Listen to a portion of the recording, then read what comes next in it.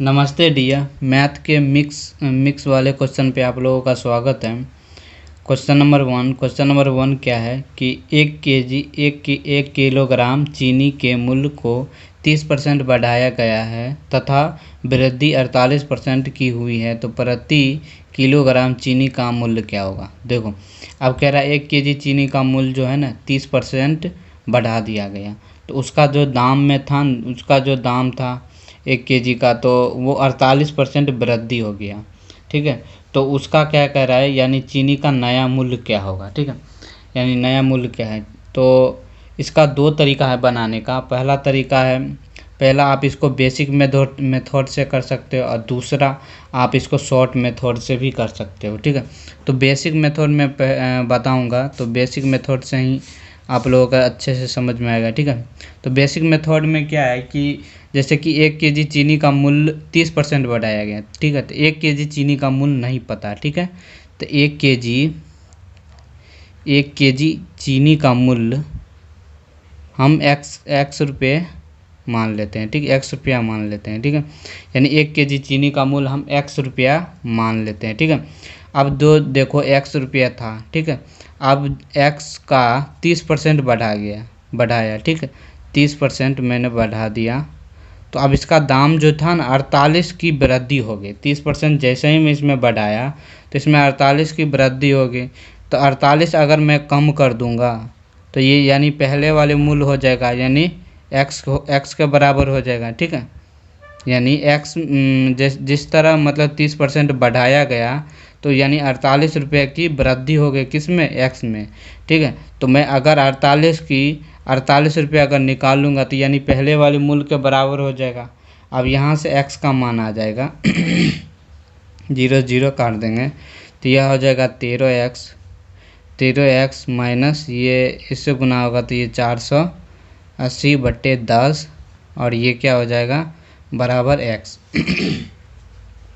अब देखना, ये 13x माइनस कितना है 480। ठीक है, अब ये उधर जाएगा तो ये गुना हो जाएगा, यानी क्या हो जाएगा, ये 10x हो जाएगा। ठीक है, अब देखना कि जैसे कि ये 10x में से ये 13x में से ये 10x घट जाएगा। ठीक है, इधर प्लस में है इधर माइनस में, और ये जो माइनस 480 है वो इधर आके प्लस में हो जाएगा, प्लस 480। ठीक है, तो ये कितना आ गया, यानी ये 3x बराबर कितना आया 480 आ गया। तो यानी अब निकालेंगे तो यानी 3 एकम 3, 3 छक्का 18। ठीक है, यानी x का मान कितना आ गया, अब x का मान आ गया 160। ठीक है, x का मान 160 आ गया, तो कह रहा है कि पहले वाले मूल्य, यानी पहले वाले 1 केजी चीनी का मूल्य 60 रुपये था। ठीक है, तो यानी 30% बढ़ाने के बाद ना 48 रुपये की वृद्धि हुई, तो यानी नया चीनी का मूल्य क्या होगा। यानी चीनी का मूल्य में इसमें 160 में 48 जोड़ दूंगा तो यानी नया चीनी का मूल्य निकल जाएगा। ठीक है, यानी 208 आपका आंसर हो जाएगा। ठीक है, उम्मीद करता हूँ आप लोग समझ गए होंगे। ठीक है, तो इसका शॉर्ट मेथड भी है। शॉर्ट मेथड क्या है, तो शॉर्ट मेथड में आप इसको जैसे कि 30% बढ़ाया, जिस तरह क्या 100% में 30% वृद्धि हुआ, तो यानी 48 की हो गया। ठीक है, यानी 30% बराबर क्या हो जाएगा 48 रुपया हो गया। ठीक है, तो कह रहा है नया चीनी का मूल्य, तो पुराने चीनी का मूल्य 100% होगा। ठीक है, जब उसमें से 130% यानी 130% नए वाले चीनी, यानी 30% बराबर 48 रुपया हो गया, तो 130% बराबर निकालोगे तो 208 रुपया हो जाएगा। ठीक है, इसका सिंपल मेथड था, बस 2 लाइन। क्वेश्चन नंबर 2 देखेंगे। क्वेश्चन नंबर 2 है कि एक वस्तु का अंकित मूल्य 520 रुपया है। ठीक है, तथा विक्रय मूल्य कितना है 384.8 रुपया है। ठीक है, तो छूट क्या होगा, यानी अंकित मूल्य 520 रुपया है तो विक्रय मूल्य इतना रुपया है। ठीक है, अब देखना कि क्या है कि अंकित मूल्य, ठीक है, यानी मार्केट प्राइस, यानी कोई वस्तु है जिसका मार्केट प्राइस, ठीक है, यानी MP होता है मार्केट प्राइस। ठीक है, तो उसका वो कितना रुपया है 520 रुपया उस वस्तु का मूल्य। ठीक है, अब दुकानदार जो है ना, दुकानदार यानी इतना रुपये में बेच रहा है, यानी 384.8 रुपये में बेच रहा है। ठीक है, अब देखो इतना में बेच रहा है, तो यानी कि इतना में बेच रहा है, तो किसको बेच रहा है? तो ग्राहक को बेच रहा है। तो ग्राहक को बेच रहा है, तो यानी ग्राहक को कितना को छूट मिला, वो क्वेश्चन पूछ रहा है, ठीक है। यानी छूट की प्रतिशत क्या होगी, ठीक है। अब देखो ये एसपी है, ठीक है, सेलिंग प्राइस, ठीक है, यानी कितना है, इतना रुपया, ठीक है।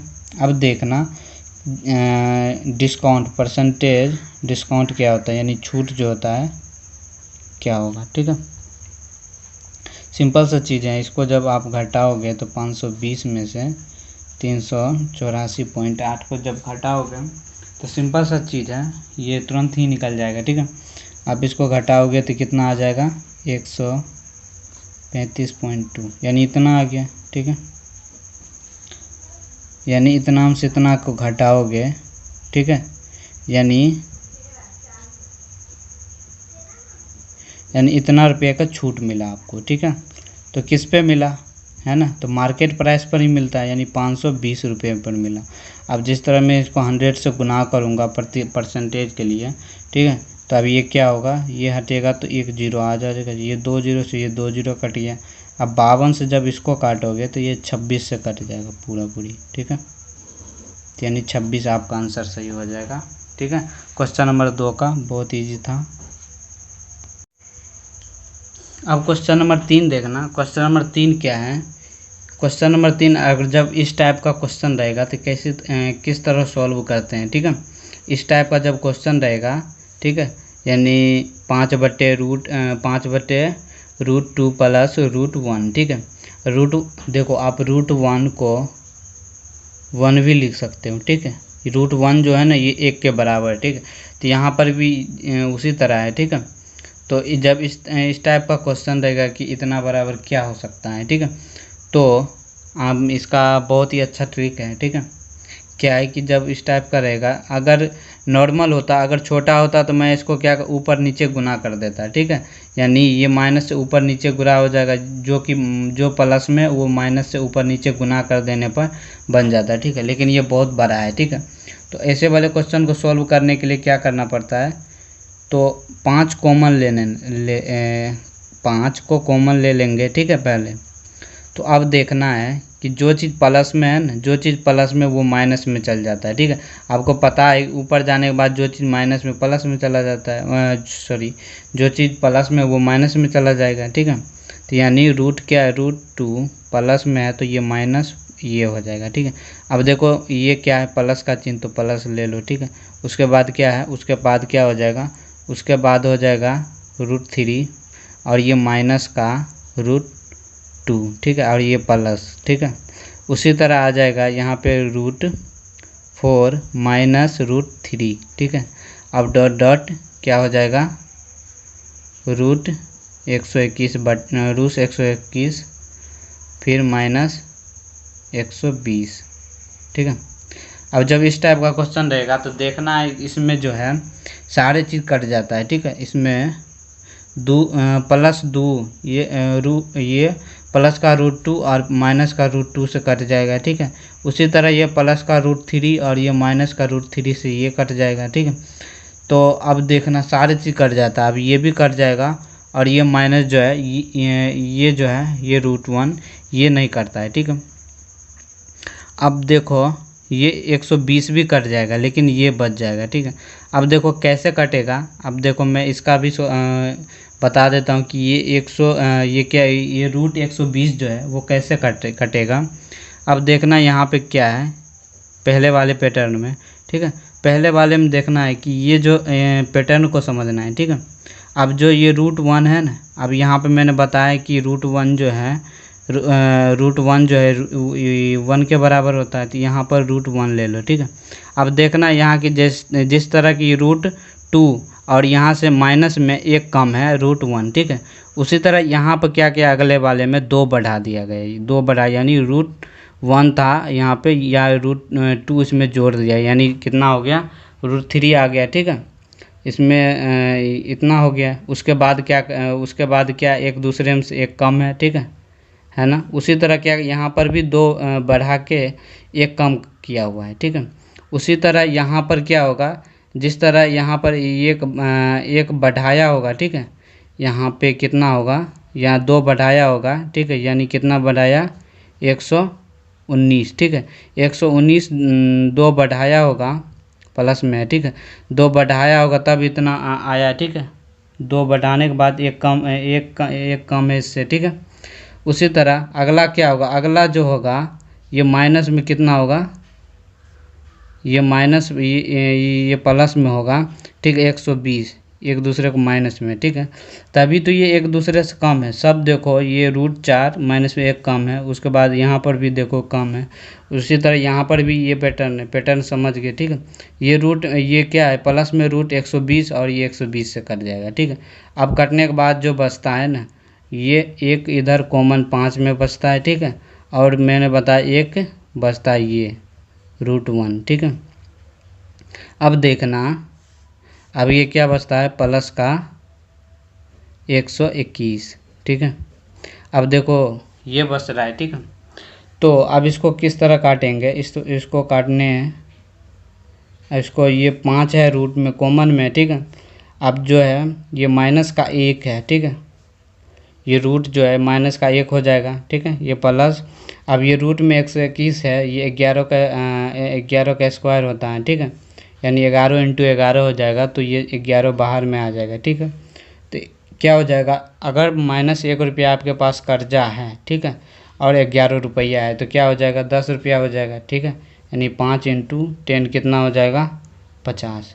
ये 50 आपका सही आंसर हो जाएगा, ठीक है, ऑप्शन बी आपका सही आंसर हो जाएगा। चलते हैं क्वेश्चन नंबर 4 पे। क्वेश्चन नंबर 4 देखना है। क्वेश्चन नंबर 4 है कि एक समबाहु त्रिभुज की भुजाएं 8 सेंटीमीटर है, ठीक है, इसका क्षेत्रफल वर्ग सेंटीमीटर में ज्ञात करें, ठीक है। तो बहुत ही अच्छा क्वेश्चन है, यानी समबाहु त्रिभुज का जो समबाहु त्रिभुज होता है उसका सभी भुजा जो होता है बराबर होता है, ठीक है। तो उसका जो ये होता है, ये मतलब भुजा कितना है 8 सेंटीमीटर, है ना, भुजा कितना है 8 सेंटीमीटर का भुजा है, ठीक है। तो क्षेत्रफल यानी समबाहु त्रिभुज का क्षेत्रफल क्या होता है, समबाहु फॉर्मूला होता है, समबाहु त्रिभुज का क्षेत्रफल जो होता है वो कितना होता है, वो होता है √3/4 × a²। ये समबाहु त्रिभुज का फॉर्मूला हो गया, ठीक है। अब a² के जगह पे इसको बैठा देना है, ठीक है, यानी ये √3/4 × a² के, यानी ये कितना हो जाएगा 8 × 8 64, यानी 8 × 8 कितना हो जाएगा 64। 4 से काटेंगे तो ये 16 आ जाएगा, यानी 16√3, ये आपका आंसर हो जाएगा, ठीक है, यानी ऑप्शन डी आपका सही आंसर हो जाएगा, ठीक है। Thank you so much.